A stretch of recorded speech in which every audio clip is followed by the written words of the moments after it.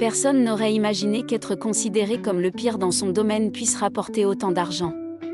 Et pourtant, c'est exactement ce qui vient d'arriver à une jeune Française de 28 ans. Son nom ? Blanche Mortemart.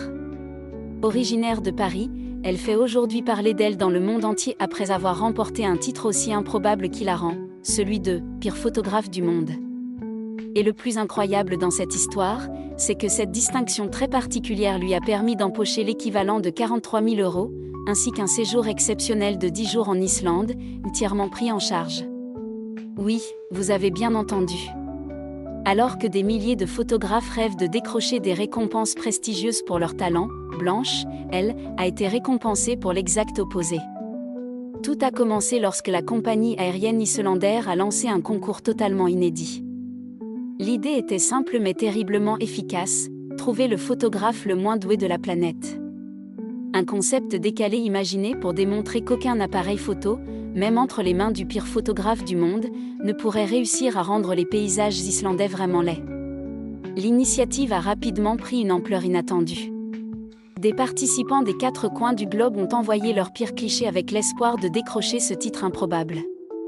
Au total, ce sont 127 642 personnes issues de 178 pays qui ont tenté leur chance. Et au milieu de cette immense compétition internationale, c'est finalement Blanche Mortemart qui a réussi l'exploit de se démarquer, en étant la plus catastrophique. Selon les organisateurs, elle a conquis le jury grâce à ce qu'ils ont décrit avec beaucoup d'humour comme « une admirable absence de compétences » et « une méconnaissance totale des bases de la photographie ».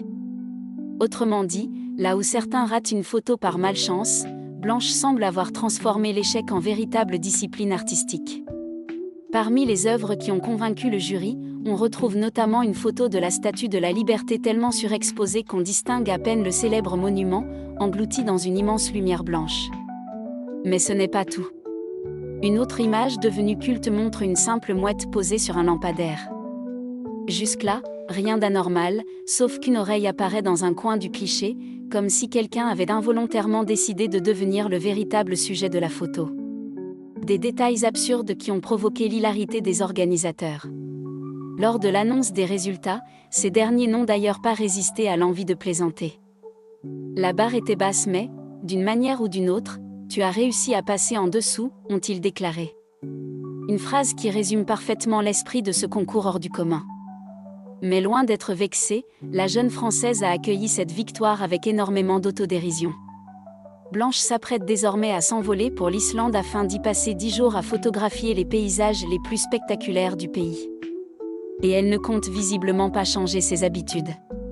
Avec beaucoup d'humour, elle a promis d'immortaliser l'Islande, avec la confiance d'un photographe professionnel et les compétences de quelqu'un qui n'en a absolument pas les capacités. Une déclaration qui a immédiatement fait sourire les internautes. Avant de conclure avec cette phrase déjà devenue virale, « Si l'Islande survit à mes photos, elle pourra survivre à tout ».